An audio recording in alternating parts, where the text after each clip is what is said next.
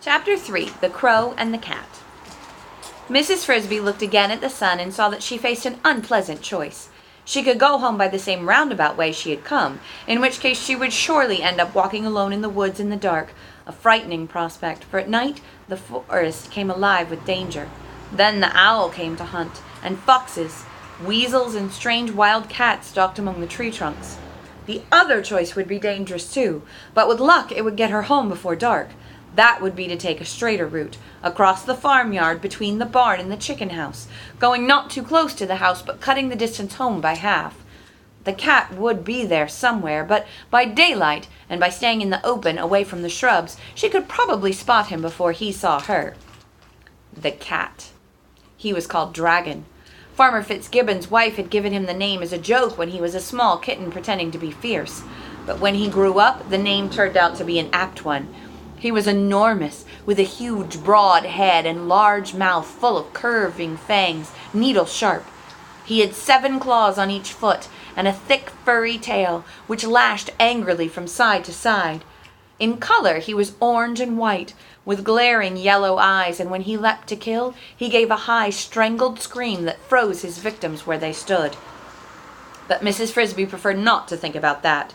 Instead, as she came out of the woods from Mr. Age's house and reached the farmyard fence, she thought about Timothy. She thought of how his eyes shone with merriment when he made up small jokes, which he did frequently, and how invariably kind he was to his small, scatterbrained sister Cynthia. The other children sometimes laughed at her when she made mistakes, or grew impatient with her because she was forever losing things, but Timothy never did. Instead, he would help her find them. And when Cynthia herself had been sick in bed with a cold, he had sat by her side for hours and entertained her with stories. He made these up out of his head, and he seemed to have a bottomless supply of them. Taking a firm grip on her packets of medicine, Mrs. Frisby went under the fence and set out toward the farmyard. The first stretch was a long pasture. The barn itself, square and red and big, rose in the distance to her right. To her left, farther off, were the chicken houses. When at length she came abreast of the barn, she saw the cattle wire fence that marked the other end of the pasture, and as she approached it, she was startled by a sudden outburst of noise. She thought at first it was a hen strayed from the chicken yard, caught by a fox. She looked down the fence and saw it was no hen at all, but a young crow, flapping in the grass, acting most odd. As she watched, he fluttered to the top wire of the fence, where he perched nervously for a moment. Then he spread his wings, flapped hard, and took off. But after flying 4 feet, he stopped with a snap and crashed to the ground again, shedding a flurry of black feathers and squawking loudly. He was tied to the fence. A piece of something silvery, it looked like wire, was tangled around one of his legs. The other end of it was caught in the fence. Mrs. Frisby walked closer, and then she could see it was not wire after all, but a length of silver-colored string, probably left over from a Christmas package. The crow was sitting on the fence, pecking ineffectively at the string with his bill, cawing softly to himself, a miserable sound. After a moment he spread his wings, and she could see he was going to try to fly again. "Wait," said Mrs. Frisby. The crow looked down and saw her in the grass. "Why should I wait? Can't you see I'm caught? I've got to get loose." "But if you make so much noise again, the cat is sure to hear, if he hasn't heard already." "You'd make noise too if you were tied to a fence with a piece of string and with night coming on." "I would not," said Mrs. Frisby, "if I had any sense and knew there was a cat nearby. Who tied you?" She was trying to calm the crow, who was obviously terrified. He looked embarrassed and stared at his feet. "I picked up the string. It got tangled with my foot. I sat on the fence to try to get it off, and it caught on the fence." "Why did you pick up the string?" The crow, who was very young indeed, in fact only a year old, said wearily, "Because it was shiny." "You knew better." "I had been told." Bird brain, thought Mrs. Frisby, and then recalled what her husband used to say. The size of the brain is no measure of its capacity. And well she might recall it, for the crow's head was double the size of her own. "Sit quietly," she said. "Look toward the house and see if you see the cat." "I don't see him, but I can't see behind the bushes. Oh, if I could just fly higher." "Don't," said Mrs. Frisby. She looked at the sun. It was setting behind the trees.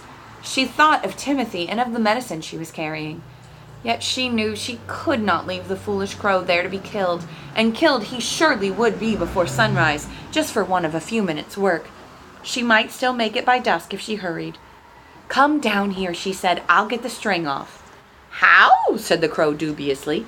"Don't argue. I have only a few minutes," she said, this in a voice so authoritative that the crow fluttered down immediately. "But if the cat comes," he said, "if the cat comes, he'll knock you off the fence with one jump and catch you with the next. Be still." She was already at work with her sharp teeth, gnawing at the string. It was twined and twisted and twined again around his right ankle, and she saw she would have to cut through it 3 times to get it off. As she finished the second strand, the crow, who was staring toward the house, suddenly cried out, "I see the cat!" "Quiet," whispered Mrs. Frisby. "Does he see us?" "I don't know." "Yes, he's looking at me. I don't think he can see you." "Stand perfectly still. Don't get in a panic." She did not look up, but started on the 3rd strand. "He's moving this way." "Fast or slow?" "Medium. I think he's trying to figure out what I'm doing." She cut through the last strand, gave a tug, and the string fell off. "There, you're free. Fly off and be quick." "But what about you?" "Maybe he hasn't seen me." "But he will. He's coming closer." Mrs. Frisby looked around. There was not a bit of cover anywhere near, not a rock nor a hole nor a log, nothing at all closer than the chicken yard, and that was in the direction the cat was coming from, and a long way off. "Look," said the crow, "climb on my back, quick, and hang on." Mrs. Frisby did what she was told, first grasping the precious packages of medicine tightly between her teeth. "Are you on?" "Yes."